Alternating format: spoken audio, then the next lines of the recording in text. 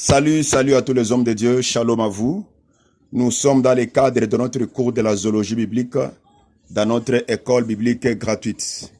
Nous avons parlé de plusieurs animaux dans ce cours et nous voici maintenant à la fin de notre 16e animal dans notre cours de la zoologie biblique, tome 1. Nous allons parler du buffle et je vais parler les deux dernières significations du buffle que le buffle nous enseigne dans la Bible. Si c'est votre première fois de tomber sur la vidéo, nous vous demandons de vous abonner, de partager la vidéo, de liker et de commenter afin que les autres aussi soient bénis au travers de vous. Nous avions parlé l'autre fois du buffle, nous avions défini les buffles, nous avions expliqué dans d'autres significations par rapport à cet animal dans les vidéos qui viennent de passer. Alors aujourd'hui, nous voulons parler de deux autres significations que le buffle peut nous enseigner. La Bible dit, donc va demander aux animaux, va regarder les animaux, ils vont t'instruire, ils vont t'apprendre. Donc Dieu a des enseignements qu'il peut nous donner au travers des animaux et cela peut nous être utile. Et troisièmement, le buffle peut nous parler du chrétien, peut nous parler d'un enfant de Dieu. Lorsque nous lisons Psaume chapitre 92 verset 11, la Bible dit, et tu me donnes la force du buffle, je suis arrosé avec une huile fraîche. Donc, ici, nous voyons le roi David déclare clairement que Dieu lui avait donné la force du buffle. Donc, si David remportait toutes ses victoires, c'était parce que Dieu lui avait doté de la force indomptable du buffle. En d'autres termes, nous pouvons dire que notre frère David était un buffle devant ses ennemis. C'est pour dire que tout chrétien est aussi un buffle vis-à-vis de ses ennemis. Un chrétien doit avoir la force du buffle. Mais quand est-ce que nous l'obtenons? Quand est-ce que nous obtenons cette force du buffle? David dit que c'est lorsqu'il est arrosé avec une huile fraîche qu'il possède la force du buffle. Voilà. Donc, c'est-à-dire également que nous possédons la force du buffle lorsque nous sommes arrosés avec une même huile fraîche. Et là, nous devenons carrément des buffles spirituellement.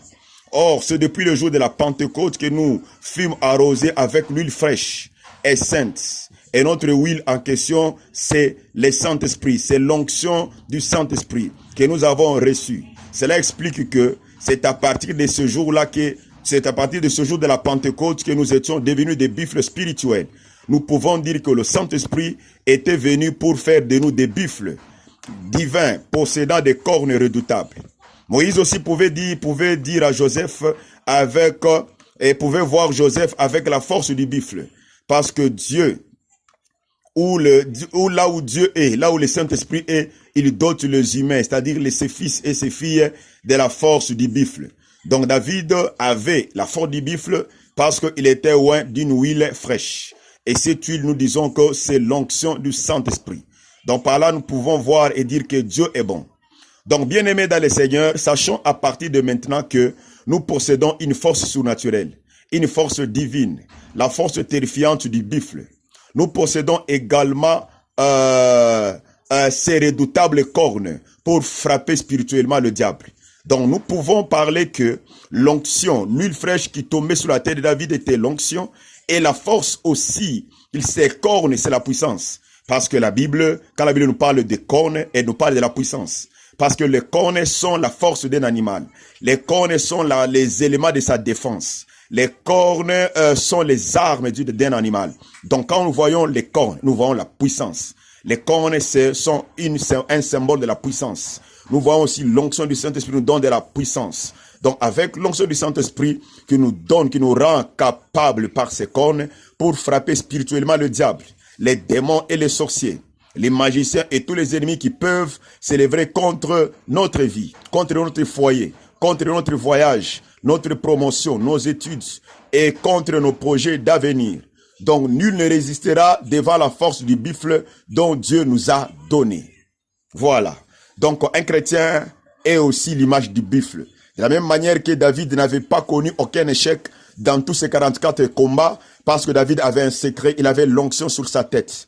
Et il marchait selon les instructions de Dieu. Dieu lui disait d'aller et il allait. Quand Dieu lui disait d'attendre, David attendait. Donc nous aussi, si nous voulons avoir la victoire, nous devons nous fortifier, nous devons nous renforcer dans l'onction de Dieu, dans la grâce de Dieu, et être toujours accompagné par sa grâce, par sa puissance, afin d'avoir cette victoire dans les combats.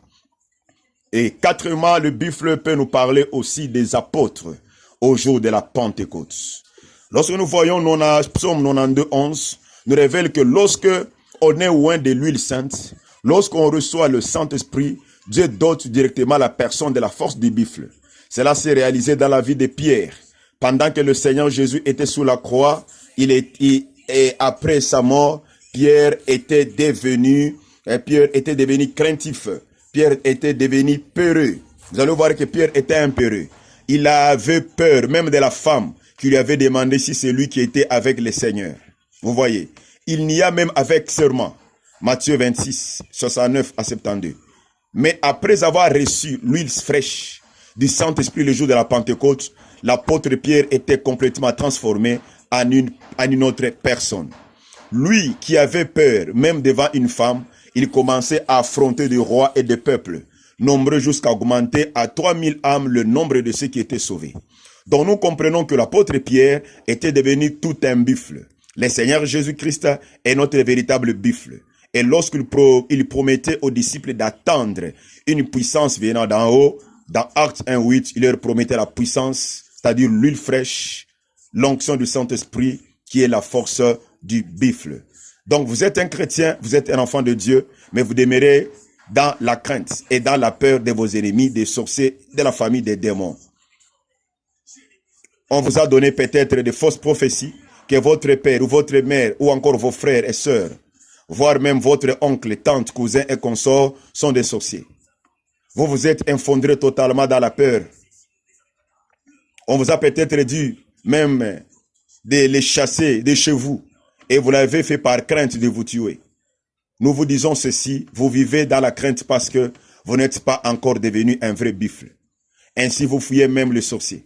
En effet, si vous étiez réellement un buffle divin, ce sont eux qui fuiraient devant vous. D'eux-mêmes, non pas les contraires. Car il est écrit dans la Bible que vos ennemis viendront par un seul chemin, mais ils fuiront par 7 chemins. Donc ici, nous possédons réellement la force du buffle. Ce sont eux les sorciers qui fuiront, qui tomberont et qui trembleront et qui entreront à panique devant nous.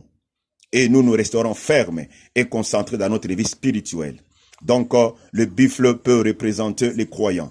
Le buffle peut représenter un enfant de Dieu. Alors, vous devez savoir que Dieu nous enseigne au travers des animaux. Dieu nous parle au travers des animaux. Et cela est tellement bénéfique pour nous. Si la vidéo vous a béni, vous pouvez marquer un grand pouce bleu, vous pouvez la partager et vous pouvez liker et vous pouvez commenter. Que Dieu vous bénisse abondamment. Et prochainement, nous allons commencer la zoologie tome 2.